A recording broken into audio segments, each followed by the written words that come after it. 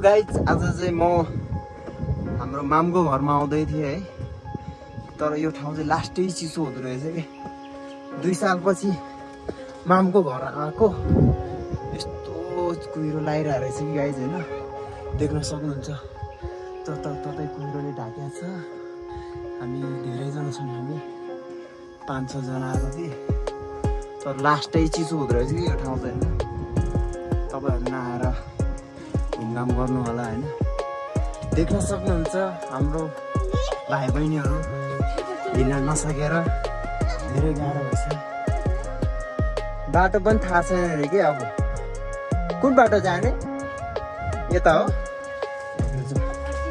बाटो चाहिँ यता रहेछ कि बाटो थाहा छैन नि त मलाई। फर्स्ट टाइम आउँदैछु होइन मामु घरमा।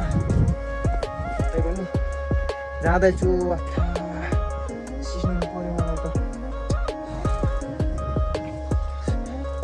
सिस्नु रहेछ कि यतातिर।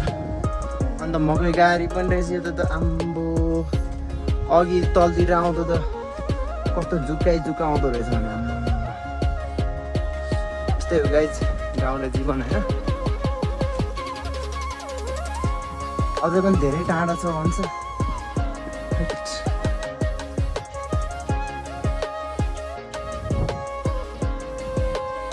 आउँदैछ हाम्रो मान्छेहरू हाला धेरै बिचरा हिँड्न नसकेर यस्तो फुच्चीहरू त। फुच्चीको त के कुरो गर्नु, आफू हिँड्न सके छैन गाइज। कस्तो रमाइलो रहेछ ठाउँ चाहिँ।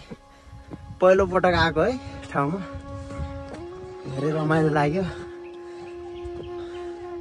मौसम पनि जतिखेर नि यस्तै हुँदो रहेछ क्या, कति चिसो भएर नि। यस्तो ठाउँमा पो हुन्छ त राम्रो।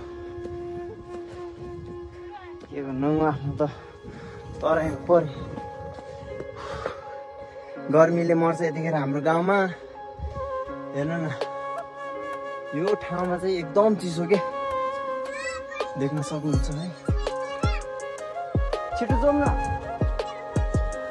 आम्मा हेर त्यस फुच्ची नानी धेरै कडा खाके। हैट छिटो जाउँ न भनेको तेरो बाजे दिइरहेछ फेरि। ल फाइनली गाइज डाँडामा त आइपुगेँ।